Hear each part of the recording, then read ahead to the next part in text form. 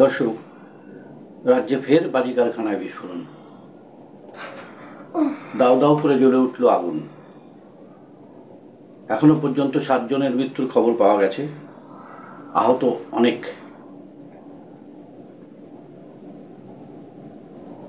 যুদ্ধকালীন তৎপরে চলছে উদ্ধার কাজ। এবার ঘটনাটি ঘটেছে দক্ষিণ 24 পরগনার পাথর প্রতিমায়।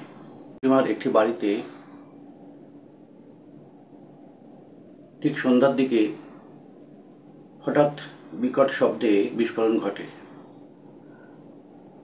আগুন লেগে যায়।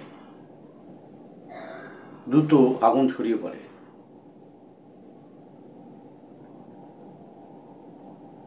শেষ খবর অনুযায়ী যা খবর পাওয়া যাচ্ছে, দাউ দাউ করে আগুন জ্বলছে এখনো। ঘটনাস্থলে পুলিশ আর দমকল কর্মী পৌঁছে গেছে, কিন্তু আগুন এতটাই ভয়ঙ্কর যে দমকলের আওতায় আনা খুবই মুশকিল হয়ে যাচ্ছে।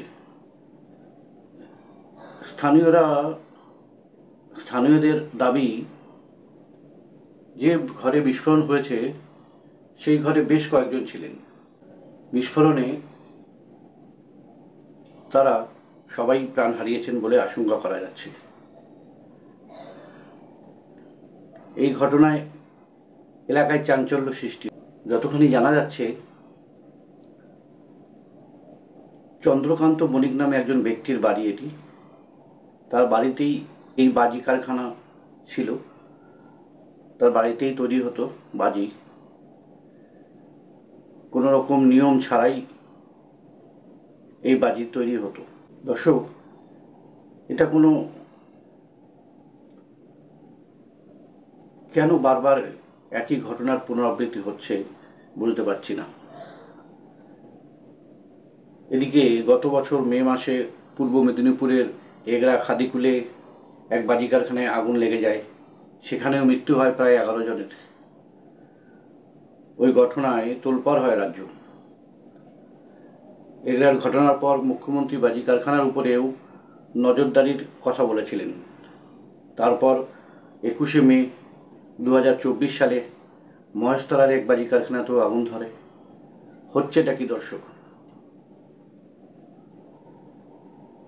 এই রাজ্যেই কি এসব ঘটছে? প্রশাসন কি দেখছে?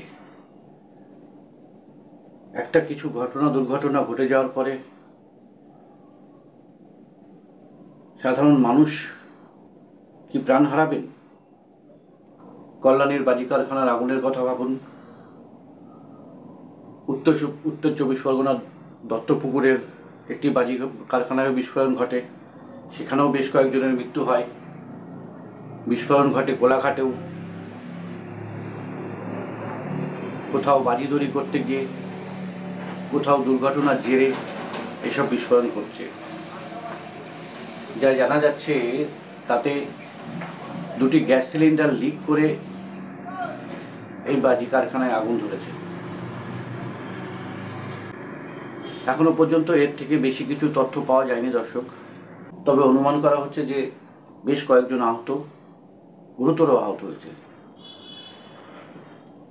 তো দর্শক, এই খবরটা আজ মধ্যরাত্রেই আপনাদের কাছে শেয়ার করা ছিল। এই মধ্যরাত্র হলেও এই খবরটা খুবই দরকারি ছিল, তাই আপনারাও কমেন্ট করে জানাবেন দর্শক, কতটুকু জানেন আপনারা, কতটুকু শুনেছেন। জয় হিন্দ।